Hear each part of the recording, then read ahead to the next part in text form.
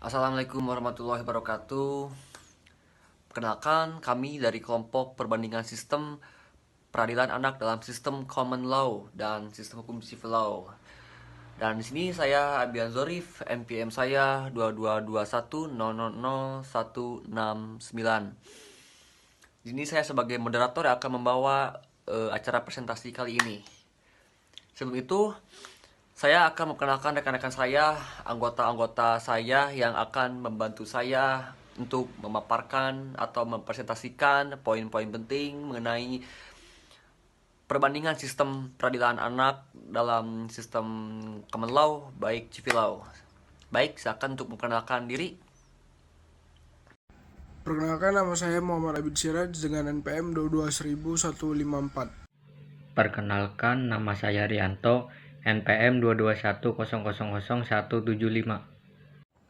Saya Teguh Andi Nugraha dengan NPM 22144. Perkenalkan, nama saya Farel Farandi dengan NPM 22193. Perkenalkan, nama saya Rian Hakim dan NPM 22199. Halo, perkenalkan, nama saya Muhammad Rizky Putra Salam dengan NPM 221074. Warahmatullahi wabarakatuh. Nama saya Rehan Fadlan, NPM saya 22150. Latar belakang, peradilan anak merupakan aspek penting dalam sistem hukum yang bertujuan untuk melindungi hak anak dan memberikan keadilan yang sesuai dengan kebutuhan mereka. Dengan meningkatnya jumlah kasus yang melibatkan anak sebagai pelanggar hukum, hal ini membuat sangat riskan karena kasus kejahatan terhadap anak. Penting untuk memahami bagaimana berbagai sistem hukum menangani isu ini. Ada dua sistem hukum utama yang akan dikomparasikan antara sistem common law dan civil law. Konsep dasar sistem peradilan anak. 1. Pelindungan hak anak menjamin bahwa hak-hak anak dilindungi selama proses hukum. 2. Keadilan restoratif mengutamakan pemulihan dan rehabilitasi daripada hukuman. 3. Partisipasi anak memastikan anak memiliki suara dan dapat terlibat dalam proses hukum. 4. Pendidikan dan rehabilitasi fokus pada pendidikan anak untuk mencegah anak mengulangi kesalahan. 5. Kerahasiaan melindungi identitas dan privasi anak selama proses hukum. Tujuan utamanya adalah menciptakan sistem yang adil, memperhatikan kesejahteraan anak, dan membantu mereka untuk kembali ke masyarakat dengan baik. Definisi sistem peradilan anak. Sistem peradilan anak adalah keseluruhan proses penyelesaian perkara anak yang berhadapan dengan hukum, mulai dari tahap penyidikan hingga tahap pembimbingan setelah menjalani proses pidana. Konsep ini berlandaskan pada prinsip-prinsip perlindungan, keadilan, non-diskriminasi, kepentingan terbaik bagi anak, penghargaan terbaik anak, serta kelangsungan hidup dan tumbuh kembang anak. Selain itu, sistem ini juga menekankan bahwa perampasan kemerdekaan dan pemindahan harus menjadi upaya terakhir dan menghindari balasan. Ya, Assalamualaikum warahmatullahi wabarakatuh. Perkenalkan, nama saya Rianto, NPM 221000175. Nah, di sini saya akan membahas tentang pentingnya perlindungan anak dalam hukum. Jadi, anak-anak adalah kelompok yang rentan yang membutuhkan perlindungan khusus dalam setiap proses hukum. Nah, mereka tidak hanya harus dilindungi dalam tindak kriminal, tetapi juga dari dampak negatif sistem peradilan itu sendiri. Nah, oleh karena itu, pendekatan yang berbeda dalam penegasan kasus anak dapat berdampak signifikan terhadap kesejahteraan dan perkembangan mereka. Perlindungan hukum bagi anak juga mencakup hak untuk mendapatkan keadilan yang harus diperhatikan tanpa mengorbankan kepentingan terbaik mereka. Dalam kasus, keterlibatan anak dalam proses hukum dapat menyebabkan trauma yang mendalam baik secara emosional maupun psikologis. Oleh karena itu, penting untuk mengadopsi prinsip-prinsip restoratif justice yang lebih fokus pada rehabilitasi dan reintegrasi pada hukum semata. Assalamualaikum warahmatullahi wabarakatuh. Perkenalkan, nama saya Muhammad Rizky Putra Salam dengan nomor MPM 2210.074. Di sini saya akan menjelaskan sistem peradilan anak dalam common law. Sistem peradilan anak dalam common law adalah pendekatan hukum yang menangani pelanggaran hukum yang melibatkan anak-anak dengan fokus pada perlindungan hak-hak anak dalam rehabilitasi. Berbeda dengan civil law, sistem ini lebih fleksibel dan seringkali dipengaruhi oleh presiden hukum. Di sini juga ada selanjutnya ada prinsip utama sistem peradilan anak dalam common law. Yang ke-1, kepentingan terbaik bagi anak. Setiap keputusan yang diambil dalam proses peradilan harus mempertimbangkan apa yang terbaik untuk anak, termasuk kesejahteraan fisik dan mental mereka. Yang kedua, non-diskriminasi. Anak-anak harus diperlakukan tanpa diskriminasi berdasarkan ras, jenis kelamin, status sosial, atau latar belakang lainnya. Memastikan akses yang sama terhadap keadilan. Yang ketiga ada rehabilitasi dan restorasi. Fokus untuk utama dari sistem peradilan anak adalah rehabilitasi daripada hukuman. Proses ini bertujuan untuk mengembalikan anak dan ke masyarakat dengan cara yang positif dan konstruktif. Yang keempat, proses hukum yang adil. Anak-anak berhak atas proses hukum yang adil, termasuk hak untuk didampingi oleh orang tua atau wali, serta akses kepada penasehat hukum. Privasi dan kerahasiaan. Yang kelima, privasi dan kerahasiaan. Proses peradilan anak biasanya dilakukan secara tertutup untuk melindungi privasi anak dan mencegah stigma sosial. Yang keenam ada diversi. Sistem ini mendorong menyelesaikan perkara di luar pengadilan yang dapat mencangkup mediasi antara korban dan pelaku untuk menghindari stigma dan proses peradilan formal. Yang ketujuh, penghindaran perampasan kebebasan. Penahanan anak harus menjadi pilihan terakhir dengan upaya maksimal untuk menggunakan alternatif lain sebelum memutuskan penahanan. Segitu saja dari saya, dilanjut dengan teman saya. Ya, selanjutnya ada prosedur hukum peradilan anak sistem common law. Pertama yaitu ada penyelidikan awal, pengaduan dan penyelidikan. Proses dimulai dengan adanya pengaduan atau laporan mengenai tindakan kriminal yang melibatkan anak. Polisi atau pihak berwenang melakukan penyelidikan untuk mengumpulkan bukti dan informasi terkait kasus tersebut. 2. Penangkapan dan penahanan. Prosedur penangkapan. Jika ada cukup bukti, anak dapat ditangkap, namun penangkapan harus dilakukan dengan cara yang tidak merugikan psikologis anak. Terus penahanan. Anak yang ditangkap biasanya tidak ditempatkan di penjara dewasa, melainkan di fasilitas khusus untuk anak. Jika seperti lembaga penempatan anak sementara di LPAS. 3. Penyampaian kasus ke pengadilan. Pengajuan dakwaan. Jaksa mengajukan dakwaan terhadap anak ke pengadilan dalam sistem common law.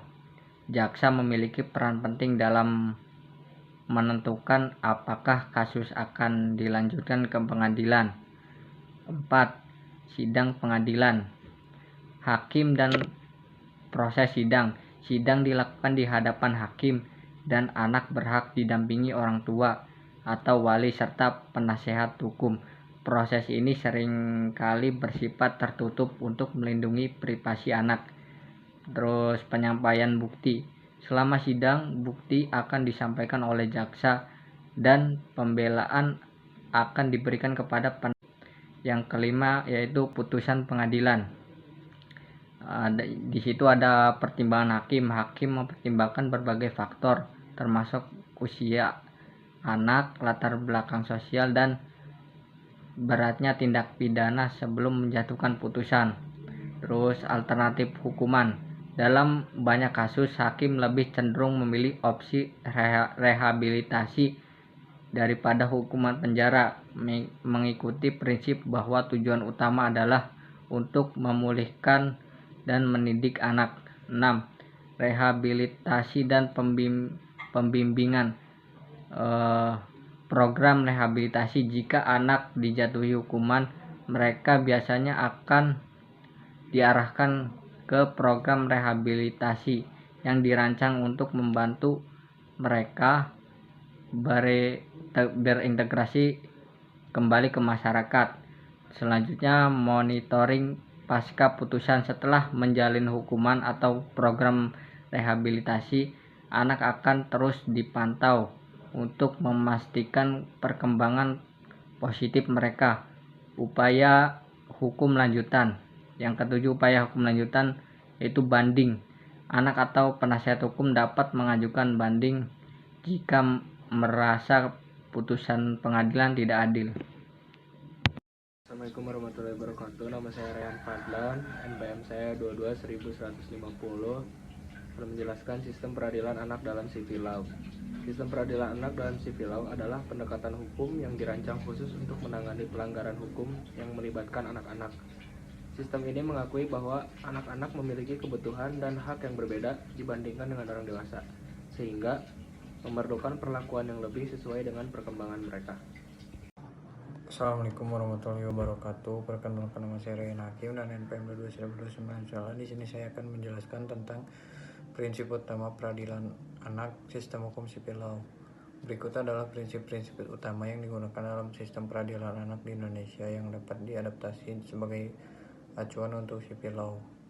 Yang pertama, perlindungan. Sistem peradilan anak berbasis pada perlindungan hak-hak anak, termasuk kepentingan terbaik bagi anak dan penghargaan terhadap anak yang berkeadilan. Proses keadilan haruslah adil dan transparan dengan memastikan bahwa anak-anak yang berkonflik dengan hukum diperlakukan dengan benar dan adil. Yang ketiga, ada non-diskriminasi, yang dimana anak-anak harus diperlakukan tanpa diskriminasi berdasarkan ras, jenis kelamin, status sosial, atau latar belakang lainnya.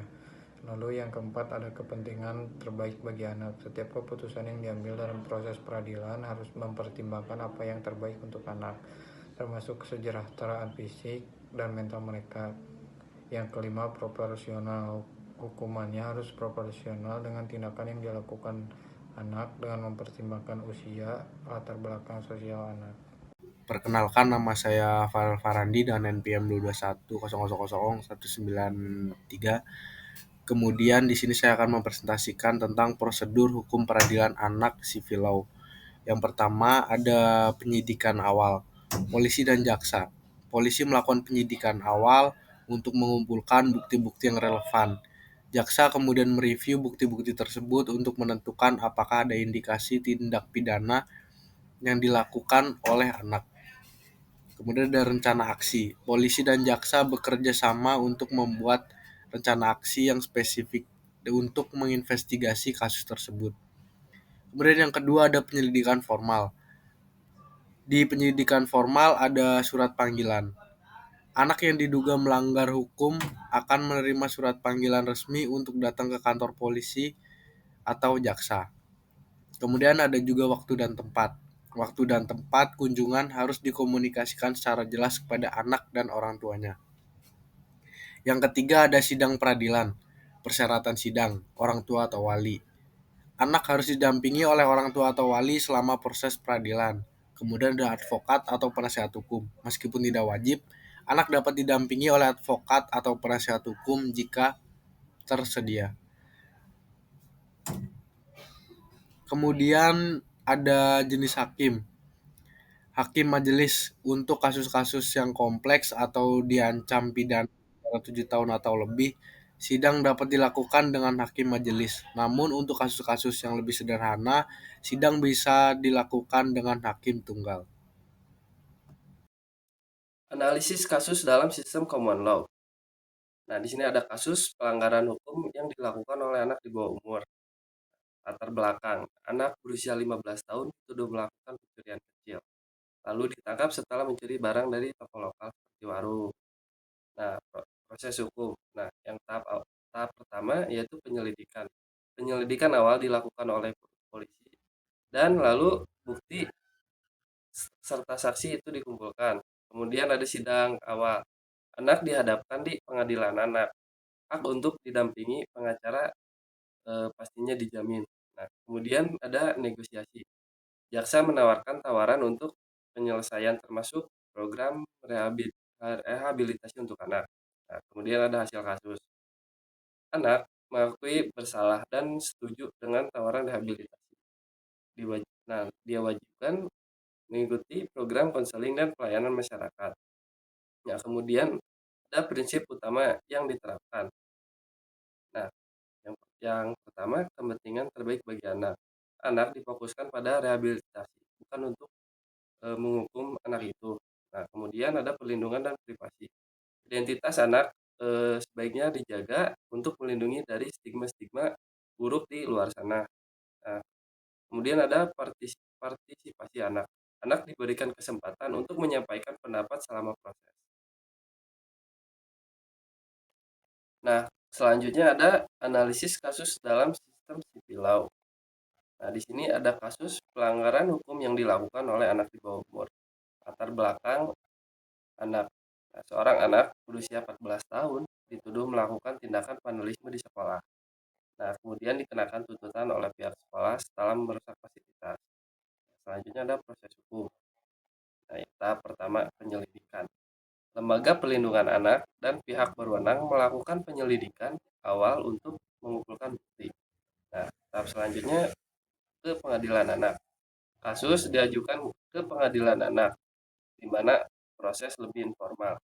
Kemudian ada putusan. Pengadilan mempertimbangkan bukti dan kondisi anak sebelum memberikan putusan. Nah, kemudian ada hasil kasus pelanggaran hukum yang dilakukan oleh anak di bawah umur. Nah, anak dinyatakan bersalah tetapi dijatuhi hukuman rehabilitasi. Kemudian diperintahkan untuk mengikuti program pendidikan dan konseling. Nah, kemudian ada prinsip utama yang diterapkan. Yang pertama, kepentingan terbaik bagi anak. Nah, putusan diambil dengan mempertimbangkan kesejahteraan anak. Kemudian ada perlindungan.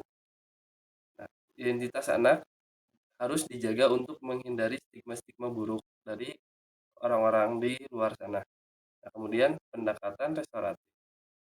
Nah, anak fokus pada rehabilitasi dan bimbingan, bukan pada hukuman yang dilakukan oleh anak tersebut.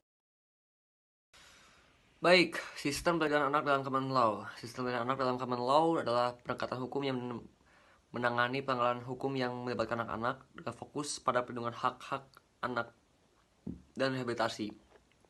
Berbeda dengan sistem civil law, sistem ini lebih fleksibel dan seringkali dipengaruhi oleh presiden hukum.